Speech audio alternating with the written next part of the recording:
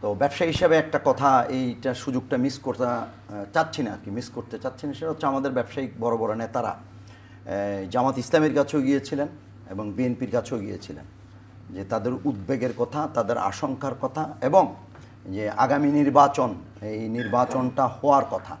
এবং সেখানে কিছু অংশ কিন্তু এসেছে, শুধু নির্বাচন না, শুধু নির্বাচনের মধ্যে দিয়ে যদি এই রাষ্ট্র ক্ষমতা বদলায়, আমরা যে আশঙ্কাটা বিএনপিকে নিয়ে আগেও করেছিলাম, সেই আশঙ্কাটাকে আবার পুনরায় ফেরত আনতে চাচ্ছি কিনা, সেই জায়গাটাও রয়ে যাচ্ছে।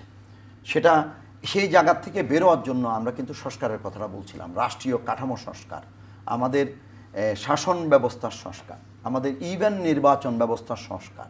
আমরা কিন্তু এগুলার একটা তো আসতে পারিনি, এবং এই 15 বছরের বিচারের কিছুই করতে পারিনি। তবে তাহলে আপনি এটাও আমাকে বলতে পারেন এখন এটার সমাধান কি আছে।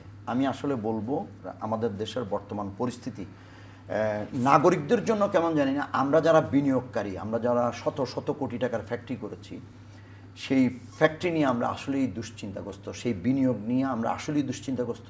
সেই দুশ্চিন্তার বহিঃপ্রকাশ হিসাবে আমাদের অ্যাপেক্স বডির লোকরা, তারকা ব্যবসায়ীরা দলের কাছে হাজির হয়েছেন, তাদের উদ্বেগের কথা জানিয়েছেন, তাদের চাওয়াটা বলতে চেয়েছেন। এবং এটা ছাড়া বাংলাদেশ, আর আপনাকে একটা কথা বলি, আমরা পুরো সবাই আমাদের টকশো চাচ্ছে মানুষ রাজনীতি পছন্দ করে, সুতরাং রাজনীতির কথাই চলতে থাকুক। কিন্তু রাজনীতির উপর অর্থনীতি, এটা একটা বড় গুরুত্বপূর্ণ অংশ। দেশের মানুষের পেটে যদি ক্ষুধা না দেয়, ভাত না থাকে, আপনি আসলে রাজনীতি দিয়ে কী করবেন?